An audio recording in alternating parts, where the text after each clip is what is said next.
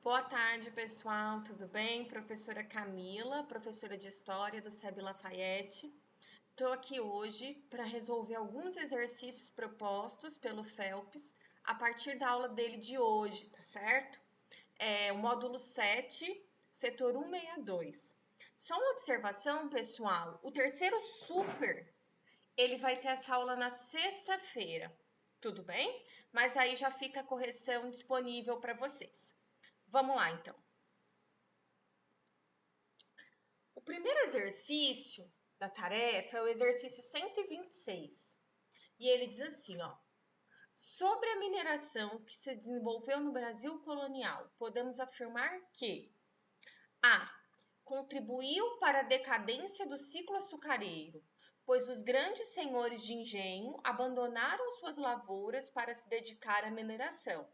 Pessoal, em nenhum momento os senhores de engenho deixam as lavouras, deixam o Nordeste para se deslocarem para o Sudeste e se dedicarem à mineração. Tudo bem? B. Contribuiu para o desenvolvimento da produção açucareira, na medida em que gerava capitais para serem investidos nessa atividade agroexportadora. Pessoal, no momento do auge da mineração no Brasil, a gente não pode dizer que a produção açucareira no Nordeste, ela se desenvolve, ela cresce, tá certo? Os lucros da produção mineradora no Brasil, eles não foram utilizados na produção açucareira, tudo bem? Então, não pode ser essa. C. Contribuiu para o desenvolvimento do mercado interno, na medida em que criou um importante centro consumidor de produtos de subsistência de outras regiões. Gente, essa faz muito sentido.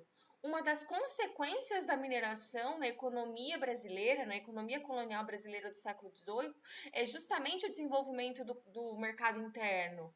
Ela provoca, né, uma dinamização, digamos assim, uma integração do mercado interno. Tudo bem? Mas vamos ver as outras. D. Não favoreceu em nada o mercado interno. Quer dizer, só por essa frase ela anula completamente o que eu disse anteriormente, pois os raros produtos de subsistência que não eram produzidos na região eram importados da Europa, né? Completamente sem sentido. E não contribuiu em nada para o mercado interno da colônia, pois a zona de mineração era centro consumidor de gêneros de subsistência em proporções insignificantes. Ô, gente, claro que não, né? Esse consumo dos gêneros de subsistência, ele vai ser em proporções muito grandes. Tudo bem? Então, na questão 126, a alternativa correta, a letra C. Tudo bem? Próximo exercício é um exercício da PUCamp, o 128, tá bom? Diz assim, ó, traz um trecho e uma imagem. Também no Brasil do século XVIII é momento da maior importância, fase de transição e preparação para a independência, demarcada, povoada, defendida, dilatada a terra. O século vai lhe dar prosperidade econômica, organização política e administrativa, ambiente para a vida cultural, terreno fecundo para a semente da liberdade. A literatura produzida nos fins do século XVIII reflete, de modo geral, esse espírito, podendo-se apontar a obra de Tomás Antônio Gonzaga como a sua expressão máxima. E aí tem uma imagem, né, foto do convento de Mafra. A larga escadaria conduz à entrada do Palácio e Mosteiro de Mafra, erguido entre 1716 e 1735. O conhecimento histórico permite afirmar que a construção do convento, retratado na foto, coincidiu com um período de prosperidade em Portugal, proporcionado principalmente pelo maior desenvolvimento da América, proporcionado principalmente a pelo maior desenvolvimento da América Portuguesa, a exploração do ouro em Minas Gerais dinamizou as atividades econômicas na colônia. Ô, gente, essa faz sentido, porque no trecho ele fala do Brasil do século XVIII. E o Brasil do século XVIII é o século da mineração no Brasil colonial. Então, a exploração da mineração no Brasil, ela vai ter como consequência prosperidade para Portugal, no sentido principalmente da questão da entrada do ouro, né, por conta da cobrança de impostos, por exemplo, tá? E ainda, né, da dinâmica das atividades econômicas da colônia. Mas vamos ver as outras. Pela pesada carga tributária imposta sobre a população portuguesa e pela riqueza acumulada pelo Estado com o tráfico de escravos africanos. Ô, gente, a carga tributária é em cima da população brasileira e não portuguesa. Tudo bem? C. Pela transferência da corte portuguesa para o Brasil, que contribuiu para que o comércio externo da colônia fosse feito sem intermediação inglesa. Ô, gente, a transferência da corte portuguesa para o Brasil, ela é posterior, tá? Não é desse momento. D. Pelo desenvolvimento da nova agroindústria de exportação na colônia portuguesa na América. Cultura cafeeira no Vale do Rio Paraíba. Ô, gente, cultura cafeeira, ela é posterior, tá bom? Século XIX, fim do XIX. E pela participação da Igreja Católica no processo de colonização, que favoreceu a exploração econômica da colônia pelo Estado metropolitano. Não, gente, essa não tem sentido. Apesar da Igreja Católica ter tido um papel importante no nosso processo de colonização, não tem sentido quando diz que favoreceu a exploração econômica da colônia pelo Estado metropolitano. Tudo bem? Então, a alternativa correta é a alternativa A, tá? Aqui ela tá aqui na hora de colocar aqui, ficou um pedaço aqui, um aqui, mas é a A, tudo bem? A 129 é da PUC São Paulo. Vamos lá. Quando a capitania das Minas Gerais conhecia o seu apogeu, milhares de homens viviam na miséria. Passavam fome, vagavam sem destino pelos arraiais, tristes frutos deteriorados de um sistema econômico doente e de uma estrutura de poder violenta. Da riqueza extraída das minas, quase tudo ia para a metrópole, onde se consumia em gastos santuários, em construções monumentais, no pagamento das importações de que Portugal necessitava. O texto mostra várias faces da exploração do ouro nas Minas Gerais durante o período colonial. Com base nele e em seus conhecimentos sobre o período, indique a alternativa correta. A. Poucos se beneficiaram da riqueza oferecida pelos minérios e nenhum brasileiro enriqueceu com a extração de ouro ou de diamante, porque apenas os portugueses podiam realizá-la. Ô, gente, essa frase ela é muito extremista, essa alternativa. Quando ela diz assim, nenhum brasileiro enriqueceu com a extração do ouro. Não, né? É claro que houve algumas pessoas enriqueceram. Alguns brasileiros enriqueceram muito, tá? E aí quando diz porque apenas os portugueses podiam realizá-lo, isso está errado. Tá certo? Brasileiros também podiam. Tudo bem? A B. A mão de obra escrava predominava nas Minas Gerais, porque a Igreja Católica impedia que os índios trabalhassem e nenhum homem livre se dispunha a enfrentar as dificuldades da região. Ô, gente, nenhum homem livre se dispunha a enfrentar as dificuldades da região. Isso é falso. Nós vimos que durante o período da mineração, muita gente se deslocou para a região das minas, tá certo? Eles, ao contrário do que está aí, eles estavam dispostos a enfrentar todas as dificuldades, tá? E a mão de obra escrava predominava não porque a igreja impediu os índios, é porque a mão de obra escrava, o tráfico negreiro, era extremamente lucrativo. Tudo bem? C. O sonho do enriquecimento fácil e rápido atraiu milhares de pessoas para a região e todos podiam explorá-la livremente, pois a metrópole não estabelecia limite ou restrição à atuação dos mineradores. Pessoal, a metrópole, como vocês sabem, ela controlava rigidamente a exploração do ouro. Um exemplo, né, é a cobrança de impostos. Foi uma série de mecanismos criados pela metrópole portuguesa a fim de controlar essa exploração. Tudo bem? A B. A imensa riqueza extraída era compartilhada de forma desigual, dada a forte dependência da metrópole, o alto custo dos alimentos da região e o grande volume de impostos. Gente, essa faz sentido, muito sentido. Como o trecho coloca, né? Ele fala ali, ó, que Minas, no momento do apogeu, ainda assim tinha gente muito pobre. Então, quer dizer, como que era possível, né, a capitania mais rica ter o maior número de pobres? Tá? E ao mesmo tempo, muita riqueza foi para a metrópole. Então, essa riqueza ela foi compartilhada de maneira desigual.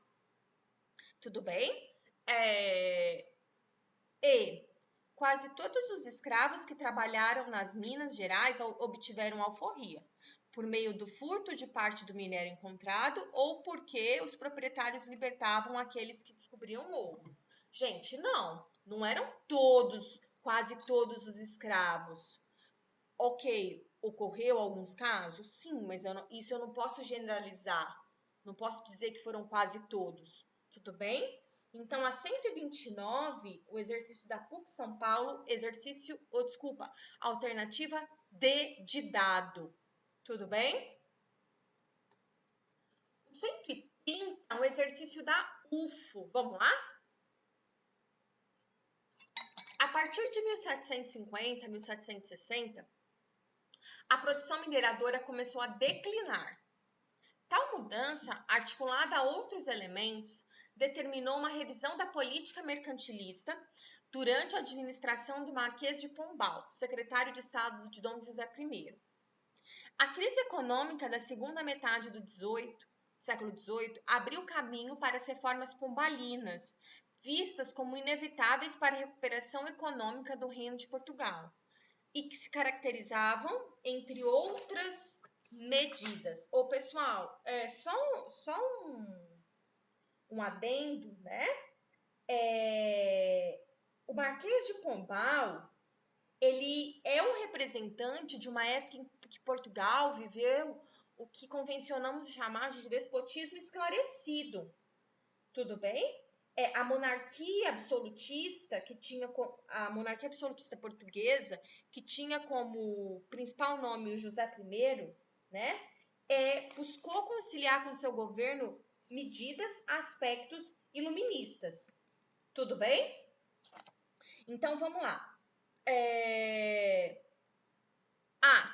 Pelo estreitamento das relações comerciais com a Inglaterra, país que era visto como o mercado seguro dos produtos primários das colônias portuguesas. Como eu estava dizendo, dentro desse quadro de mudanças que conciliou medidas, aspectos iluministas, uma das características, né, era o distanciamento econômico, né, o distanciamento da dependência econômica em relação à Inglaterra.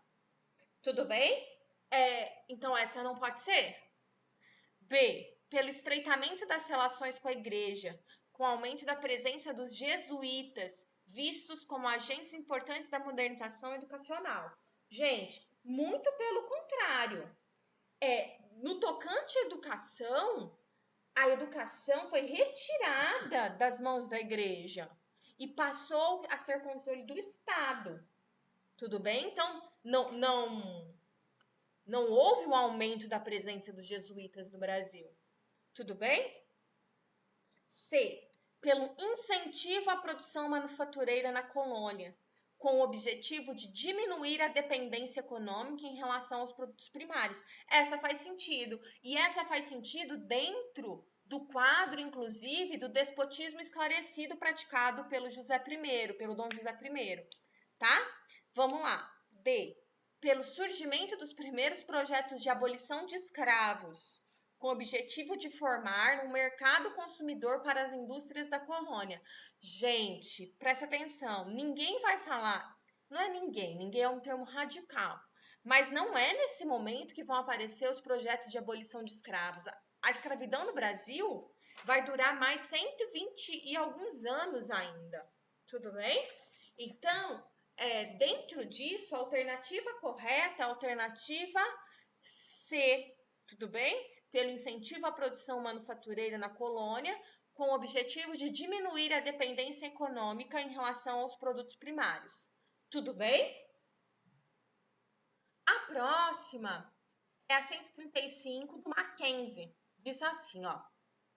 A expulsão da Companhia de Jesus de todos os territórios portugueses em 1759 foi uma das medidas mais polêmicas tomadas por Pombal.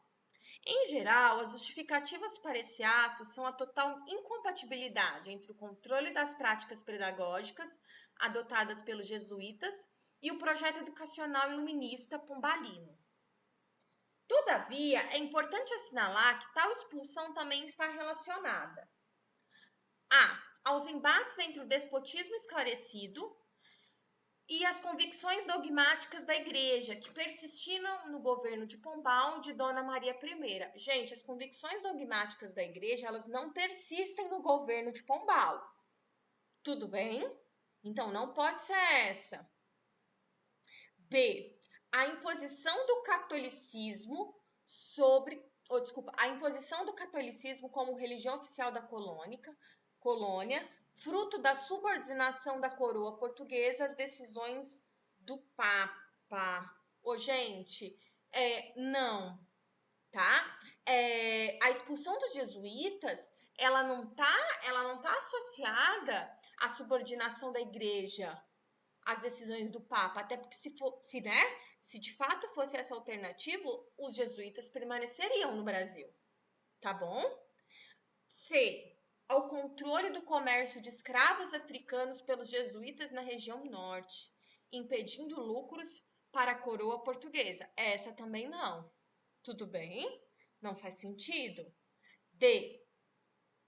A influência da burguesia huguenote na corte de Dom José I, exigindo o direito de educar os filhos dos colonos, até então monopólio dos jesuítas. Gente, não, pelo amor de Deus, essa é aquela que você bate o olho e já exclui de cara.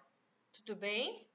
E ao interesse em estabelecer o controle sobre as fronteiras da América Portuguesa e sobre os recursos econômicos produzidos nessas regiões.